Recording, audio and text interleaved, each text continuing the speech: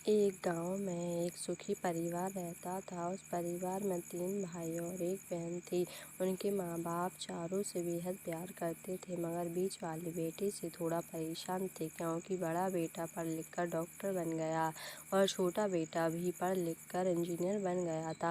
मगर उनका बीच वाला बेटा बिल्कुल गंवार और आवारा ही बनकर रह गया। उनके दोनों बेटे डॉक्टर और इंजीनियर ने शादी भी कर ली थी और कुछ महीनों के बाद ही उनकी बेटी की अच्छे घराने में शादी हो गई थी। मगर बीच वाला बेटा अभी भी कुंवारा ही था, क्योंकि वह बिल्कुल अनपढ़ था और कहीं पर मजदूरी का छोटा सा काम करता था। इसलिए उससे शादी के लिए कोई भी लड़की नहीं मिल रही थी और उनके माँ बाप उससे बहुत परेशान हो चुके थे। अब जब भी उसकी बहन अपने मायके आती तो पहले वह अपने डॉक्टर और इंजीनियर भाइयों से मिलती, मगर बीच वाले भाई से बहुत कम मिलती, क्योंकि वह उसे ज़्यादा पैसा नहीं दे पाता था। लेकिन फिर भी वह अपनी बहन से बहुत प्यार करता था। अब उनके पिताजी की बीच वाली बेटी के शादी के बिना ही मृत्यु हो जाती है।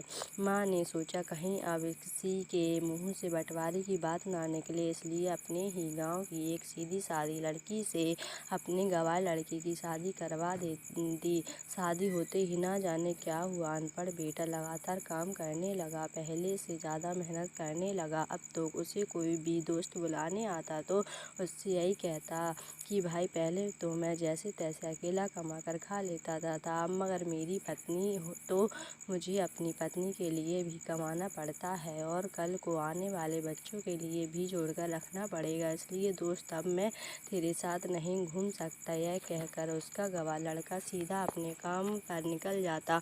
उसके दोनों भाई डॉक्टर और इंजीनियर आपस में बात करते कि हम दोनों इस गंवार से ज़्यादा पैसे कमाते हैं, इसलिए हम सब घर और ज़मीन बंटवारा कर लेते हैं और उस गंवार से अलग हो जाते हैं, क्योंकि वह हमारे बराबर कभी काम नहीं कर सकता।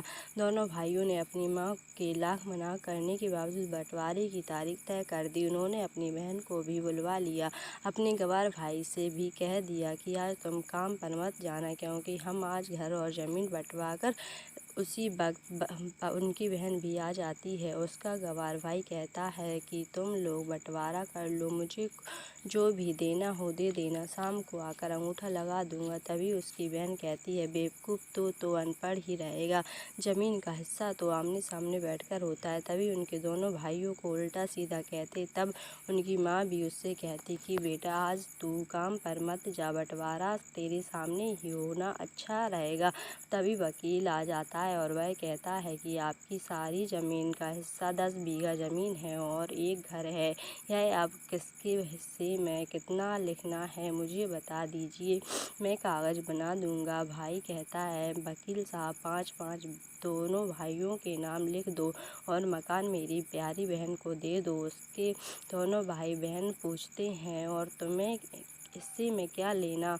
और गंवार भाई कहता है कि मेरे हिस्से मेरी माँ है ना। तभी वह अपनी पत्नी को मुस्कुराते हुए कहता है कि क्यों मेरी प्यारी पत्नी, क्या मैंने गलत कहा? गंवार की पत्नी अपनी सास से लिपट जाती है और माँ से बड़ी वसीयत क्या होगी मेरे लिए, और उसी वक्त उसका गंवार पति अपनी माँ से लिपट जाता है। गंवार बेटे ने ज़मीन के इस बंटवारे को एक सन्नाटे में बदल दिया। तभी उसकी बहन भाई को गले लगाकर रोती है।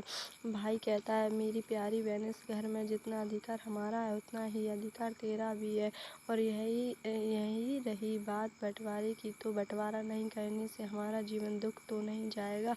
क्यों करते हैं हम बंटवारा? क्या हम एक साथ मिलकर नहीं रह सकते, जैसे हम में मिलकर रहते थे? एक साथ मिलकर रहने को कहते हैं एक अच्छा परिवार, और अच्छे परिवार को संभालती है एक माँ। तभी उसके दोनों भाई भी अपने शर्मिंदा होते हैं और बंटवारे की सभी कागज फाड़ कर देते हैं। खुशी खुशी अपने परिवार के साथ मिलजुल कर रहते हैं।